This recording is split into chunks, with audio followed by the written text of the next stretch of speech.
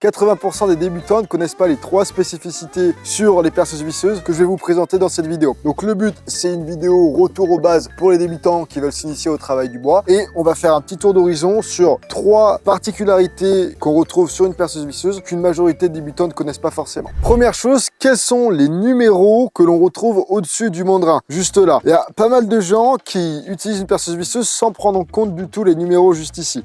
Donc ces numéros, ça correspond au couple, qu'on appelle également torque en anglais. Concrètement, c'est la force que va exercer la perceuse visseuse sur le mandrin, donc sur la vis. Je suis pas physicien, donc on va rester très simple dans les explications, mais en gros, plus le numéro de couple est bas, et moins il va y avoir de force transférée jusqu'à la vis. Et à l'inverse, plus le numéro de couple est élevé, et plus il va y avoir de force transférée à la vis. Donc concrètement, pour prendre une métaphore qui va parler à tout le monde, j'ai un pot en verre. Si j'ai un numéro de couple faible, alors je vais appliquer une faible force, et donc là, vous voyez, j'arrive pas à ouvrir le pot en verre. Par contre, si je me mets avec un numéro élevé, alors je vais transférer plus de force au niveau de l'ouverture du couvercle, et là j'arrive à ouvrir le couvercle. Et en prime, j'ai le droit à une compote de pommes.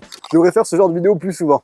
Donc c'est important de bien le comprendre. En ajustant la valeur du couple, tu contrôles la profondeur et la force de serrage. Concrètement, pour un matériau tendre comme du bois de pin ou du placo-plâtre, tu vas mettre un couple faible. Autrement, la vis va aller trop loin à l'intérieur du matériau. À l'inverse, si jamais tu as du bois assez dense, comme du chêne, ou alors tu vas visser dans du métal, alors là, tu seras obligé d'augmenter la valeur du couple. Autrement, la vis va s'arrêter en cours de route et elle ne pourra pas aller à l'intérieur du matériau. Autre point avec le couple, si jamais il y a une résistance trop importante que la vis, pour X raison, elle ne rentre pas à l'intérieur du matériau et que ton couple est élevé, alors l'embout va continuer à tourner dans l'empreinte de la vis et c'est la meilleure façon de casser toute l'empreinte de la vis et ensuite la vis est inutilisable. Allez, deuxième caractéristique que tout le monde n'exploite pas forcément sur une perceuse visseuse, ça va être la vitesse. Sur la majorité des modèles, vous allez retrouver 2 vitesses différentes. Alors là, sur la perceuse visseuse que j'ai de mon côté, c'est une de chez Works et j'ai 2 vitesses. J'ai la vitesse 1 et juste ici, la vitesse 2. La vitesse 1, généralement, donne un peu plus de force, mais est moins rapide. À l'inverse, la vitesse 2 donne un peu moins de force, mais ira plus rapide. Donc concrètement, lorsque je travaille le bois, de mon côté, je préfère utiliser la vitesse 2 lorsque je vais faire des perçages. Ça me permet d'avoir des perçages un peu plus rapides, plus propres et plus précis. Et à l'inverse, dès lors que je vais visser dans du bois,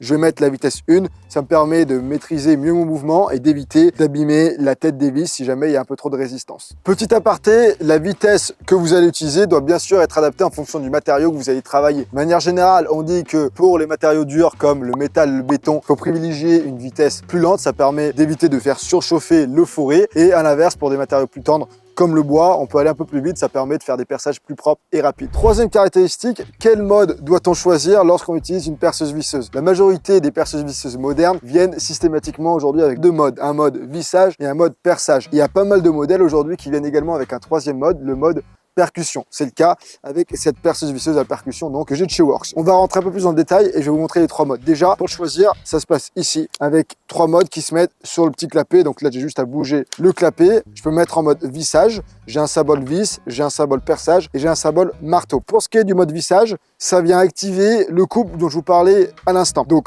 plus vous voulez appliquer de la force à votre vis, plus vous mettez un couple élevé et à l'inverse, vous mettez un couple bas. Ensuite, vous avez le mode perçage qui est symbolisé par une mèche. Alors là, quand vous êtes avec ce mode perçage, le couple, il est désactivé. En fait, la perceuse, elle se met en mode full force. Donc, il n'y a plus besoin de prendre en compte le couple. Avec ce mode perçage, c'est adapté pour venir percer dans des matériaux qui sont faibles ou moyenne densité, comme le bois par exemple, le métal. Par contre, dès lors que vous allez devoir faire des perçages dans des matériaux à très forte densité, dans de la maçonnerie, dans de la brique, dans de la pierre, alors là, vous allez activer le mode percussion. Le mode percussion, c'est ni plus ni moins le mode perçage qui va donner des coups à l'arrière de votre perceuse visseuse. Il faut vous imaginer qu'il y a un marteau qui tape, donc ça vient appliquer une force supplémentaire et ça vous permet de faire des trous plus facilement dans de la pierre ou dans de la maçonnerie. En gros, la règle que je vous conseille de suivre, dès que vous mettez un forêt pour de la maçonnerie, vous mettez en mode percussion. Autrement, vous restez en mode perçage classique. Bien sûr, ça, le mode percussion, c'est utile de l'avoir sur une petite perceuse visseuse à percussion comme celle-ci. Ça ne viendra pas remplacer un perforateur. Donc si vous avez un très gros chantier de rénovation et que vous allez devoir faire beaucoup de trous dans de la grosse maçonnerie, je vous conseille conseille d'investir dans un perfo. Ok, la vidéo devrait se terminer là. Je vous donne une 4e astuce bonus pour tous ceux qui n'ont pas forcément l'habitude de mettre des accessoires dans le mandrin. À l'époque, les mandrins, ils étaient à clé. Donc, il fallait prendre une clé et les resserrer. C'est ce qu'on retrouve encore dans les perceuses à colonne. Heureusement, aujourd'hui, c'est des mandrins qui fonctionnent sans clé, donc ça permet de gagner beaucoup de temps sur le chantier. Vous avez encore des gens, malheureusement, qui connaissent pas ça et qui mettent l'accessoire en question et qui font tout à la main. C'est très long et c'est fastidieux. Donc, une bonne astuce, c'est de venir tenir le porte-embout et le mandrin en même temps. Vous mettez dans le sens horaire,